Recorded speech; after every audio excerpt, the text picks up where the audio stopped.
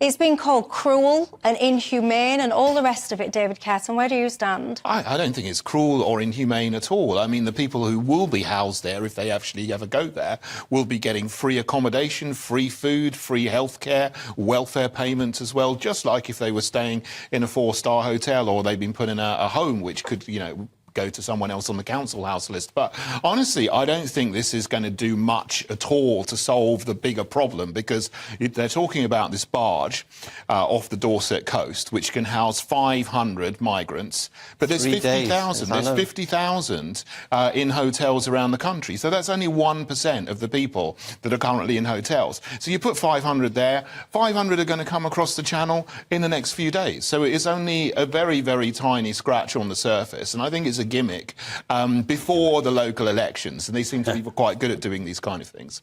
What are you on about, John? You're saying you think it's a gimmick as well? Look, I think it's a gimmick. I think exactly as David said, this is part of the local election campaign. This is not a government strategy. 500 people come in 2 or 3 days, probably 3 days at the moment. And David's absolutely right. There's 100,000 people in the waiting list for their applications to be considered. Why not do them quickly? Why not have all that time you're spending on finding a barge, commissioning a barge, arguing with local MPs, local people, you should put the barge in Portland or wherever. Spend the time getting civil servants to do more than 4 cases a week. 4 cases a week.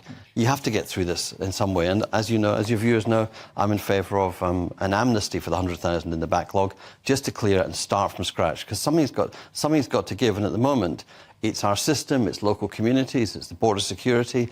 Nothing the government is doing is more than a headline, and it's only to distract attention from the real crisis, and they've got to deal with the real crisis. I'm fascinated that your solution is, let's have this amnesty, all you guys in the queue, right, in you go, no checks and balances, I can only assume with your little strategy, in you come.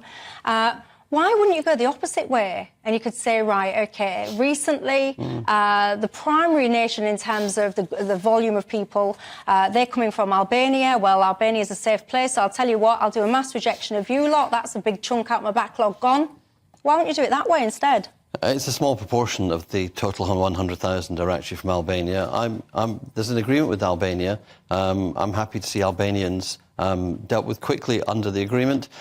A lot of the Albanians, the handful, I suppose, that have been processed so far, of them that have been processed, a large number have got the right to stay. There's all kinds of issues around. But look, the thing is, the government have let this grow, not just the backlog. How many people have been deported? How many people who've refused had their claim refused, have been deported back to the countries they came from? Hardly anybody. The system's broken at every single level, and I think until the government are honest about that and find an honest solution, not just a headline-grabbing initiative, none of your viewers, nobody will have any faith that the system can work. Well, I mean, the solution is to stop the boats coming in the first place. They shouldn't be letting the boats actually arrive on the shore on the south coast and actually going out and proactively trying to escort them to Dover. You know, because if people are coming from a safe country, they're not genuine asylum seekers or refugees. If they come through not just one safe country, but a number of safe countries, and they're coming to the UK because they know if they get here, they're going to be rewarded, as I said, with healthcare, welfare, accommodation, food, and all these kind of things. One thing I agree with David about is we should be actually stopping people coming from France. Let's do the processing of the claims in France itself. I can't see how you can safely, on one of the busiest shipping channels in the world, do anything to interdict the boats. Once the boats come into British water, which is halfway across the channel,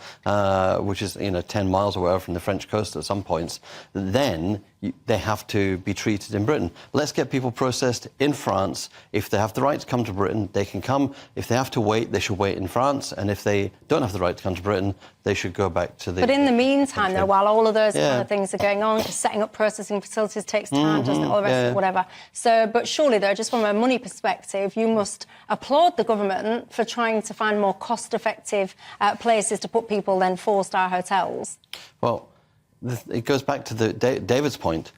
This is 500 out of a backlog of 100,000, it does nothing really to dent the costs. It does. And for 1% of the people, because the cost of hiring this boat, you've then got the cost of mooring it, you've then got the cost of staffing it, and then you've got the cost of the food on top of it. So actually, what the saving is compared to the average cost of the residents that people are in at the moment, like the ones in my local area,